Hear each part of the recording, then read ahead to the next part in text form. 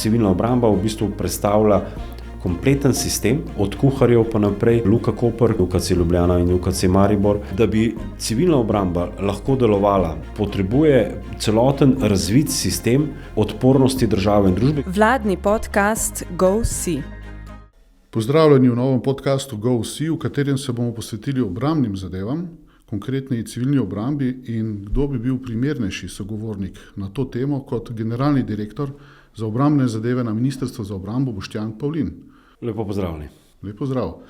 Na uradu, kjer se snema ta podcast za vlade za komuniciranje, so pred meseci zagnali program boja proti dezinformacijam. Kar poznamo, verjetno se je že utrdilo ta slogan pod sloganom Preberi, premisli, preveri. In mogoče to najboljša iztočnica, gospod Pavlin, naj za začetek vprašam, je ta slogan, ta akcija, ki je zasnoval UKOM, lahko šteti kot del civilne obrambe? Bi lahko to umestili kot del te strategije obrambe, civilne obrambe? Ja, seveda poznam to akcijo in zagotovo ena izmed pomembnih akcij. Lahko bi rekel, da je ta akcija del procesa, ki mu tudi rečemo civilna obramba. Še bolj smiselno bi bilo pa zato uporabiti pojem odpornost države, družbe in posameznika. Namreč, da bi civilna obramba lahko delovala in sicer takrat, ko so najslabši scenariji, takrat, ko so izredne razmere oziroma v primeru vojne, potrebuje torej celoten razvit sistem odpornosti države in družbe, ki ga je treba v miru izgrajevati, zato da bi lahko v nekih izrednih stanjih funkcioniral. Ja. Ampak zakaj je recimo zdaj ta pojem civilna obramba zdaj postala tako aktualna? Vlada je tudi pred kratkim razglasila dan obrambe. Kaj se je zgodilo? Zakaj je bilo potrebno razglasiti dan obrambe, civilne obrambe? Do kakšnih premikov je prišlo po vašem mnenju? Torej, vlada je letos razglasila 28. september za dan civilne obrambe. Zgodovinski razlog izhaja iz leta 90, ko je takršen parlament sprejel amandmaje, ki so v državi omogočali obrambno načrtovanje. V Republiki Sloveniji imamo takrat naprej obrambno načrtovanje, ki je bil temelj osamosvojitvenega boja, na osnovi katerega se je dejansko razvila struktura teritorialne obrambe in hkrati tudi civilne obrambe, ki je neobhodna za to, da katerakoli vojska deluje. Čisto preprosto, če si predstavljate,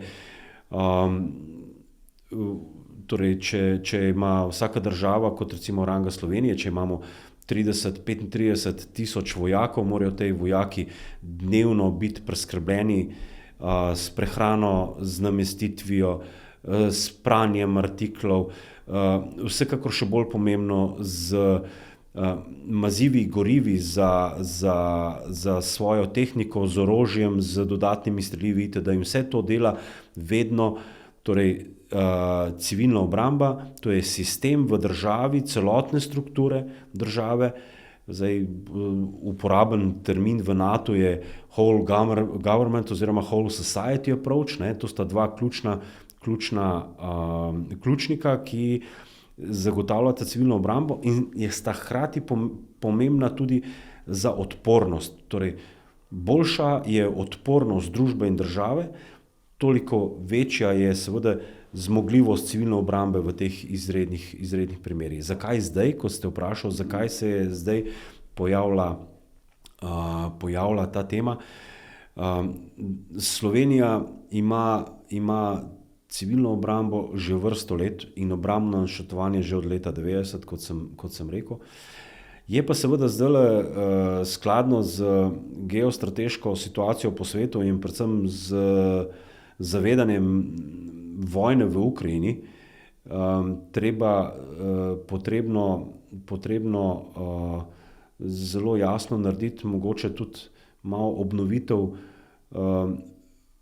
miselnosti pri tistih ključnih deležnikih, ki so ki zagotavljajo obrambno načrtovanje.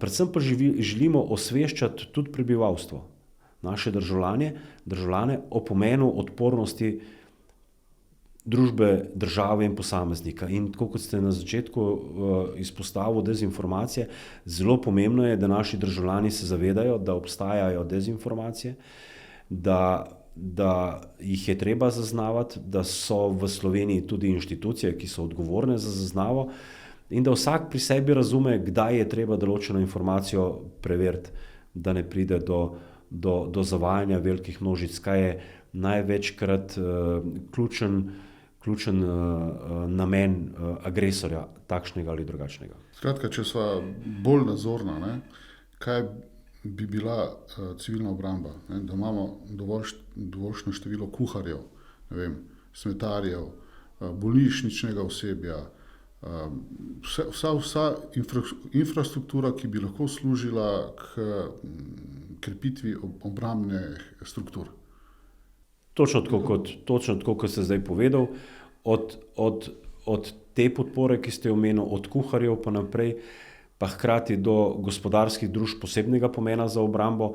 Treba je vedeti, da v Sloveniji imamo zagotovo izjemno pomembno točko, to je Luka Koper, ki so naša vrata v svet in v vsakem primeru ključna za vsako dogajanje in mirnodobno in kako drugo obdobje v Sloveniji, da je tukaj zelo pomembna, sta seveda oba dva UKC-ja in UKC Ljubljana in UKC Maribor, potem ravno tako Petrol in še nekatere druge inštitucije, da imamo tukaj blagovne rezerve, da je tukaj torej velik sklop gospodarskih družb in ministrstev in uradov, ki so odgovorni za to obrambno načrtovanje. Torej, civilna obramba v bistvu predstavlja kompleten sistem v državi, ki bi se soprostavil poleg vojaške sile, poleg Slovenske vojske soprostavil kakršnemu koli agresorju oziroma izrednemu stanju, če bi do njega prišlo. Mogoče ta odnos z gospodarstvom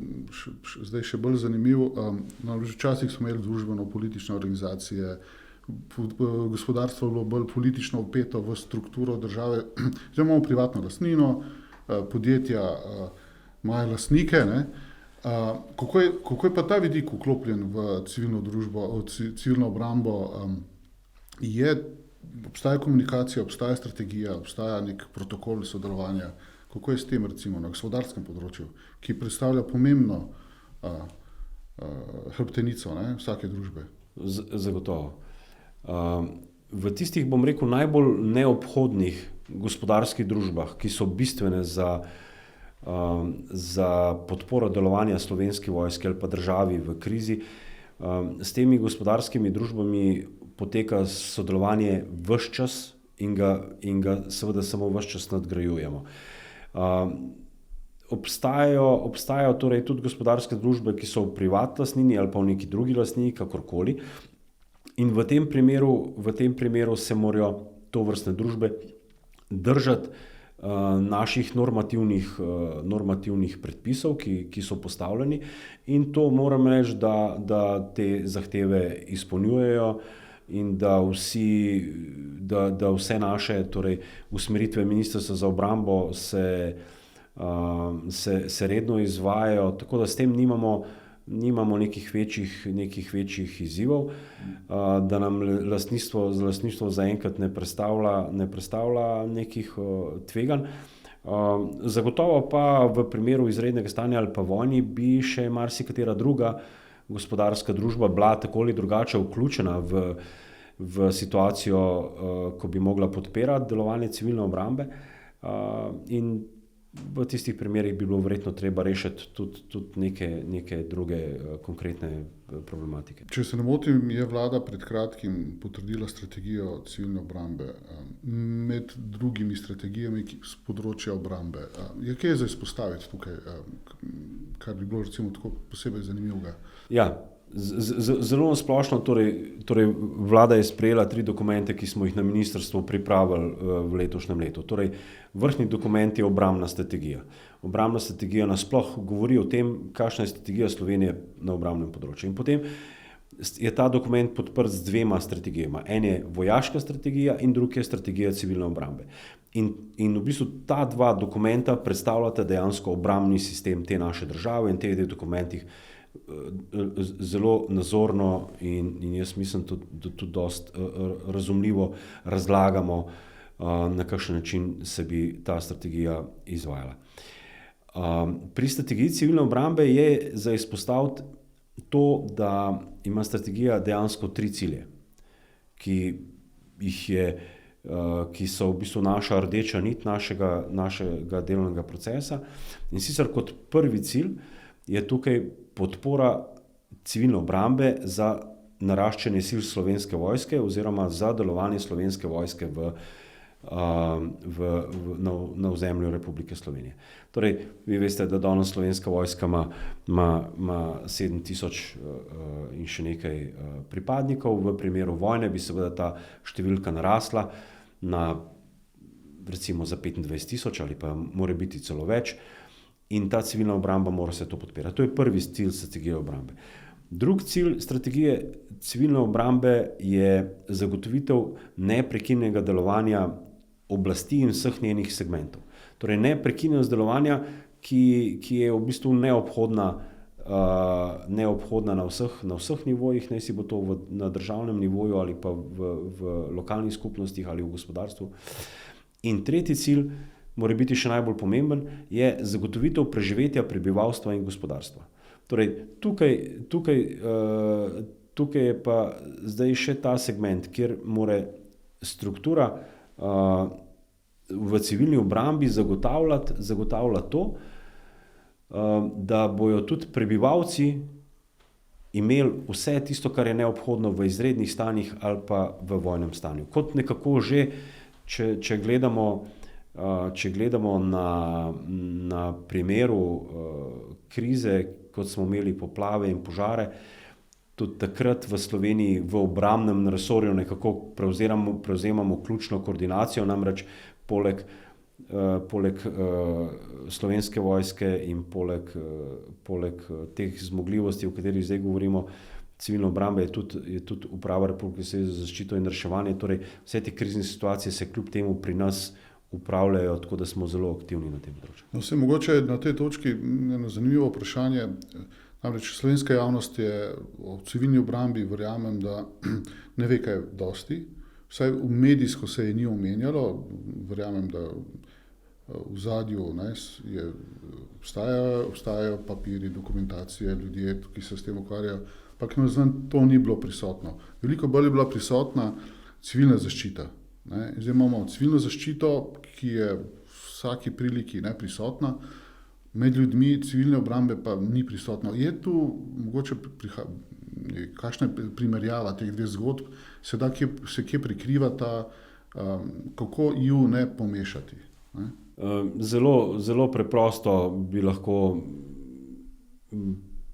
opredelili, kje se te dve točke ločujeta.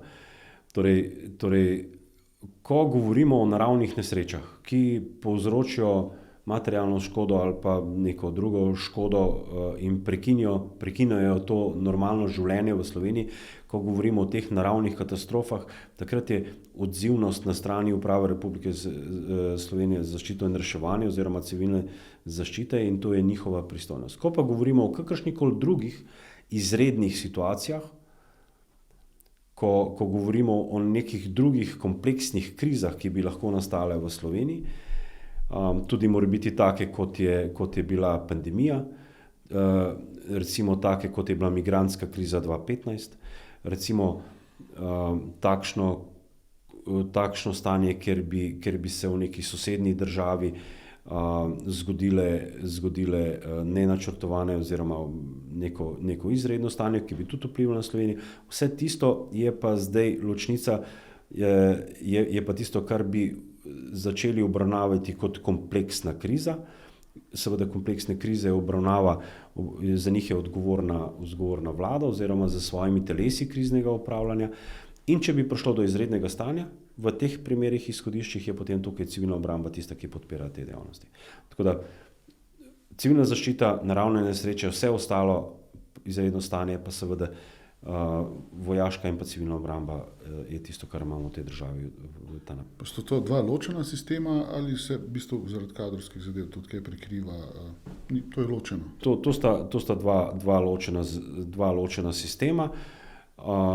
Tudi kadrovsko so to ločene strukture, to sta dva različna, oziroma URSZR je uprava, to, kar pa jaz vodim v Ministrstvu za obrambo, je Direktorat za obrambne zadeve, torej svoj samostojen direktorat, ki ima v svoji strukturi pristojnost tudi vodenja Nacionalnega centra za krizno upravljanje, ki je na nek način vsekakor stičišče vseh situacij, ki odstopajo iz nekakšnega rednega delovanja v državi, no, in tam je tudi neka kompletna situacijska slika. Na tem direktoratu je verjetno velik poudarek na komunikacijah. Obstaja scenarij, kjer internet ne funkcionira, komunikacije padejo. Lahko domnevamo, da družba se takrat, še posebno v digitalni dobi, se znajde v neki temi. Lahko ima država sistem, kjer pač komunikacija bo funkcionirala, kljub temu, da pride do takega marka, te razsežnosti. Imamo to vzpostavljeno? Ja, imamo vzpostavljeno sisteme za različne načine motenja in za različne načine prekinitve telekomunikacijskih sistemov v državi. Ravno zaradi tega je za nas tudi zelo pomemben, recimo RTV kot takšen, ki ima dejansko svoje zmogljivosti po Sloveniji in za svojimi oddajniki predstavlja zelo pomembno zmogljivost v tem kontekstu komuniciranja. Seveda so pripravljeni razni načrti. Imamo tudi svoje samostojno komunikacijsko-informacijske sisteme na ministrstvu, ki podpirajo delovanje v kriznih razmerah oziroma so povezani vsi na eno isto točko in jih tudi izgrajujemo, torej naš komunikacijsko-informacijski sistem Nacionalnega centra za krizno upravljanje, ki ga res povezujemo z vsemi ključnimi deležniki po državi. Kratka, RTV Slovenija je v tem sklopu pomemben gradnik te naloge, obrambne recimo, komunikacijske. Tako, seveda. Obramba, mogoče ta stavek, obramba vsekakor ni samo vojaška domena in samo vojaško branjenje recimo celovitosti ozemlja, ampak obramba je bistveno širši pomen, gre za res ta družbeno organiziranje v teh primerih, recimo v primeru vojne. In ravno to družbeno organiziranje smo odlično videli leta 1991. In tukaj lahko rečemo, da smo na tem področju imamo dober, zanesljiv sistem, ki ga tudi marsikatere druge države kopirajo. Ja, če se še malo navežem na preteklost, iz mojega otroštva recimo, so bile znane akcije NNP, nič nas ne sme presenetiti, to je nekako cela družba je bila vključena v neke vaje in tako naprej. Je slovenska družba v tem trenutku, po vaši oceni, usposobljena, pripravljena na neke vrste grožnje tega tipa, kar spremljamo v okolici?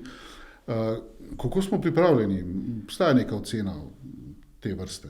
Zdaj, kako je družba pripravljena, je morebiti težko soditi.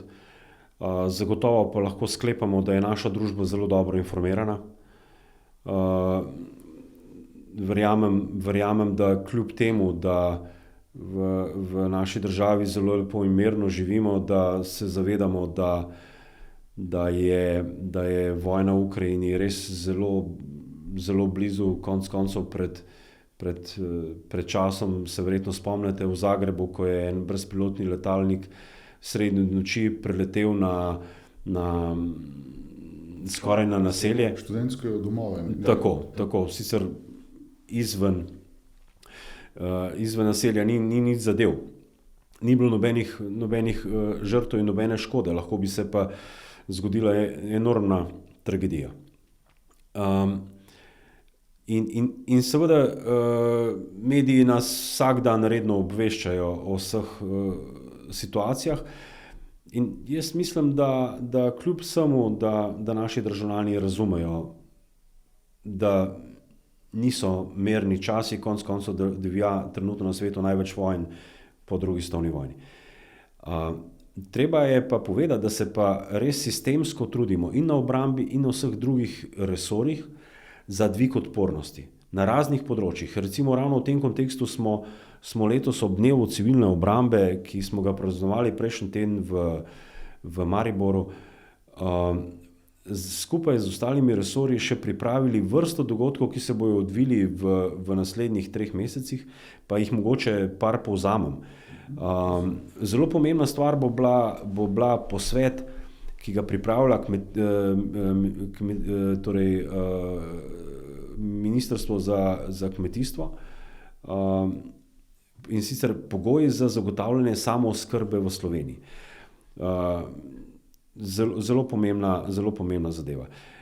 Samooskrba kot taka, in kot je na posvetu izpostavil predstavnik ministrstva, zelo veliko pozornost v prihodnje moramo nameniti temu, na kakšen način bomo upravljali z našimi kmetijskimi zemljišči. Zelo pomembno, namreč moramo skrbeti določeni samooskrbi.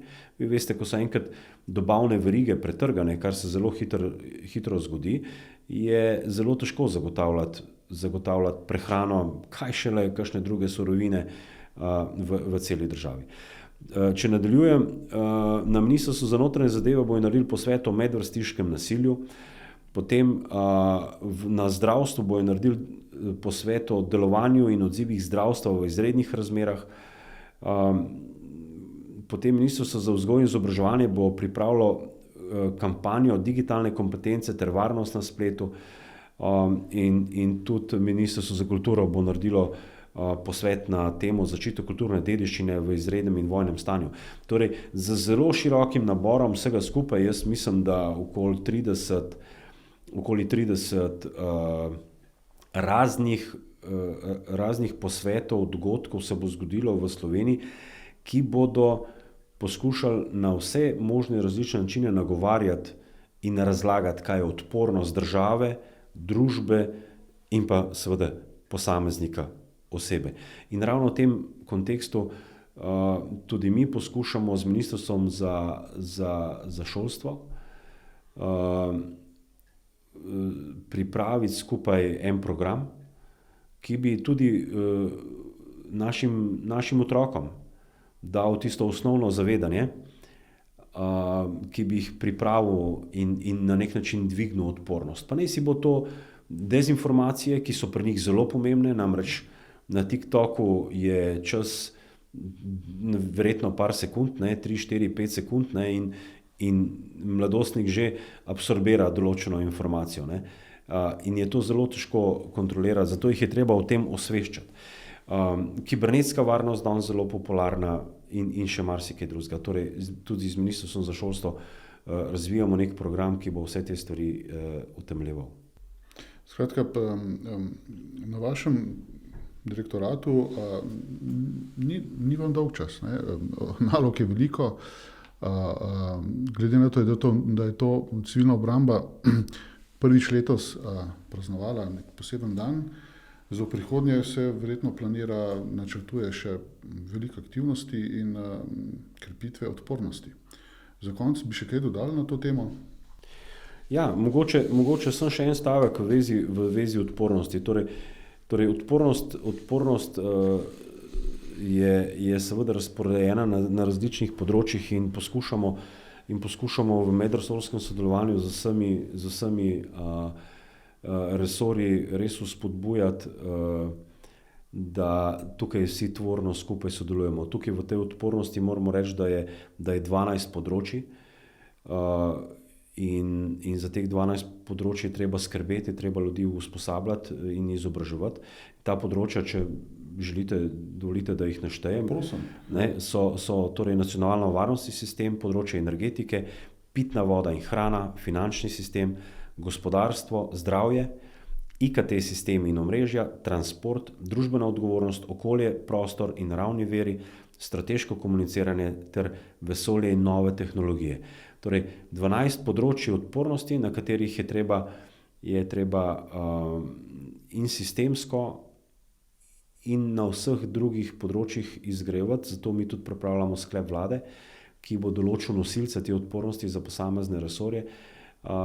Hkrati se pa že zdaj v ključnih odborih NATO na tem področju odpornosti, ki je zelo aktiven, vključujemo mi in tudi predstavniki odpornosti. Tako da odpornost, ta resilience, res z razumevanjem in delovanjem celotne skupnosti je tisto, kar želimo doseči v prihodnje. V redu, gospod Pavlin, najlepša hvala za pogovor, za zanimiv pogovor v podcastu, v zadnjem podcastu GoSee in nasvidenje do naslednjič. Hvala in lep pozdrav.